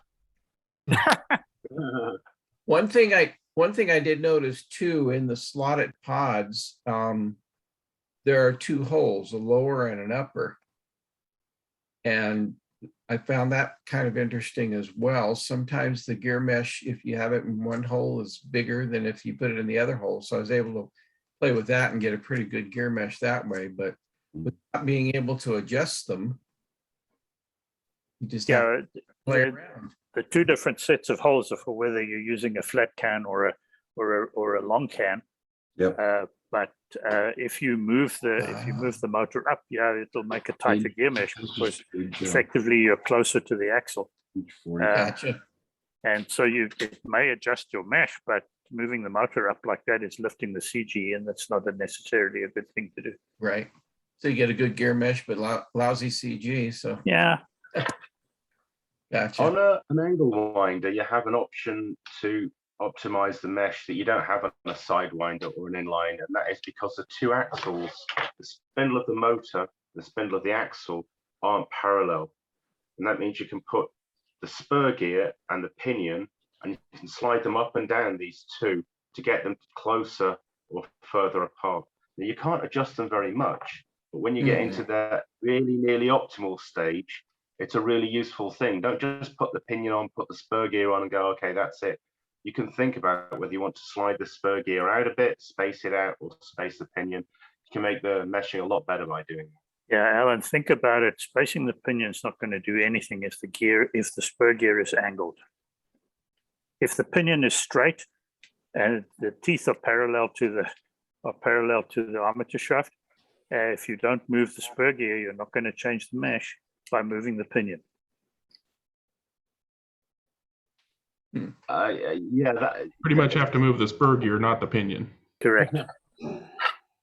Yeah, that depends. If you're using the whole of the edge of the teeth, yes, but not everybody does. I tend to run on a 3/4, so I can adjust it that way because I'm not running on the whole full gear to gear mesh. But then you're not using a tapered gear. You're using a straight tooth straight tooth gear. Spur gear. Using tapered gears, but it's the general principle that you can slide these things about and adjust them comes from the angle winder. Sure. The sidewinder. Yeah, a sidewinder you would have to move the whole gear, the whole motor, in or out. Yeah. Which on most molded plastic pods is not possible. Yeah, and I think that's one of the driving factors why it's become fashionable to put small can motors in angle winder pods to get that gear mesh right, because that affords you that, whereas the sidewinder pod doesn't allow you that. The other thing that putting a small motor in there allows you is to get rid of 10 grams of weight at a spot where you don't want it, and to change the torque characteristics of the motor. For example, on tracks that run with silicone tires, dry wooden tracks with silicone tires, the small motor in an angle winder pod car will definitely go faster than a through the turns anyway, than the same pod with one of those long can boat anchors in the back. We're diverging from that specific question, so yeah, and we're also running out of time. So I want to give Bill another chance at addressing the group. Thank you all. Thanks for the question, Frank. And Bill, what do you got you want to ask about? This is just a quick parody question. Now I'm not doing any club racing or anything like that, but of course, kind of getting into the hobby and trying to figure out the best approaches to be able to measure, your performance. And one of them that I heard earlier is you can adjust the fuel to kind of provide that handicap. Another one that I had suggested, to you, Greg, earlier was, I know I guess you could measure it based on weight, per gram, how many grams, what can go on the track, or by RPM, which I would think would be more appropriate. But what are some other ways that people are kind of grouping things together if the cars aren't the same? If they're basically, how can you provide parity between the different cars if they are technically not the same? Because realistically, I'm not going to buy two of everything just to make sure that everybody's feeling good about themselves. But if I can add some different angles, to make it fair, that's what I'm looking for. So any suggestions? It's going to depend on the group that you're doing this for. If you're doing it for a group of friends and family on a digital track, then I would try my best to cater to the driving style of each individual driver. With digital, you have more options. You can increase or decrease the power available to certain cars, or increase or decrease the amount of braking that car uses. Right. So a kid, you might crank the power down just so that they're less likely to come off, even if they go full blast. And magnets and weights and tires and things. It's for, I'll use an example for analog. IROC is very popular with my analog club, and so we always race an IROC race, which is basically the cars are all provided by the same person.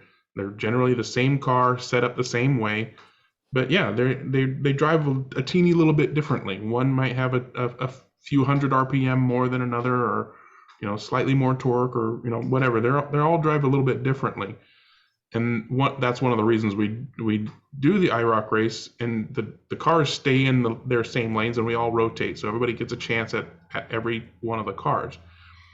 Which lane those cars go in often depends on the track it's being raced on, whether the lanes are of equal length or of equal-ish timing or not. And sometimes if we're racing on a track that doesn't have any overpass, so the lanes are not equal, the person prepping those cars will figure out which car goes fastest and put that on the longest lane, and which car goes slowest and put that on the shortest lane, so that overall they're fairly equal because the faster car has a longer way to go around. But when it comes down to it, no matter how close you get all the cars, the drivers make the biggest difference. So you could spend hours and hours trying to make cars equal, but it's the drivers that are going to make the biggest difference. So right. You have more options available in the digital world, being able to tune a car to a specific driver, and then that car stays with that driver, and there's no lanes to worry about. But I think that's a fantastic question. Is there anybody here who has a tips on trying to equalize cars, or how you do it, or what tests you do to figure out if they're equal enough in your estimation? Thanks, Greg. Sure. Anybody? Bueller? Yeah, Greg. Yeah, go ahead, Henry. We use the miles per hour. So just the actual speed of the car based on lap time? You have a minimum or a maximum weight, and miles per hour. And how do you call it with the magnets? If you try magnets, the downpool of the magnet is in a sum. So when you have those three, yeah, you're almost there. And if you had two cars that you were trying to make equal, how would you go about it? Would you first drive them around, or would you do all the preparation things before you even drove them? Yeah, because we have our own rules, but also at my own track, I don't want to have cars are about 27 kilometers per hour. So you may drive 25, you may drive 24 if you want it, but not over 27. So that's basically a hard limit for people to stay under. Yeah, and when we drive digital, you can tune them in your software if you drive too hard. But with analog, I use only the miles per hour rule. What if if you have two cars and one of them is going 28 miles per hour, what do you do to that car to make it under the 27? You have to look at first at your tire rate, and then with gears, one gear down, one gear up. It's quite simple. Yeah. So basically, you're using essentially lap time or lap speed, and then you tune up or tune down the cars to get them all within a certain tolerance of that lap time. Yeah, we have a cheap Tamiya roller, and that way we set all the cars on the track and on the Tamiya roller, and when you're not allowed to drive when you're over it, but you do the preparation before. Sure. Because you know the rules. Anybody else? Well, I guess one of the other things is you were talking about limiting power. If you're on analog and you don't have multiple power supplies for a power supply per lane, then you've got to, and I think maybe Luff has done this too, is wire in a rotary switch with a bunch of diodes on the back so that you can click down the voltage, and that will set up a there you can start reducing somebody's advantage immediately if you click the voltage down far enough. Perfect. I should be going into analog probably within the next month once I get the tech plots boxed in. So perfect. Thank you. Yeah, I mean, there's lots of ways to do it. I don't know that there's like a industry standard or the most popular way of equalizing, cars that aren't, Dennis, that was a great suggestion. I've seen that before, just voltage regulation for each lane, give the guy with the slow car a little bit more, give the guy with the fast car a little bit less, so that they're all pulling laps at about the same lap time. Or, use your imagination. Yeah, the problem with weighting cars very often is that you have to weight them so far to slow down a good car that it becomes crazy. That you probably are looking, if you've got cars that are weighing 60 grams or 70 grams right now, and you've got one that's a lot faster, it may just get even faster if you put 10 grams of weight in it. You may have to put 20 or 30 grams of weight in, and that becomes a big deal. Yeah. I mean, that's one way that I think digital has an advantage, just because out of the box, most digital systems allow you to increase or decrease the power or speed or braking available to any car, right? So you don't have to throw weight in there. You can, or install, voltage regulators for the lane. You just tell the computer that guy gets one notch less power, or whatever the case may be. But yeah, there's lots of solutions about it, and we'll probably keep talking about those solutions after I stop the recording, because we're at the end of our 2 hours, so we're going to stop the recording. As always, come to a live show. It's a lot of fun, and until then, we'll see everybody later. Bye.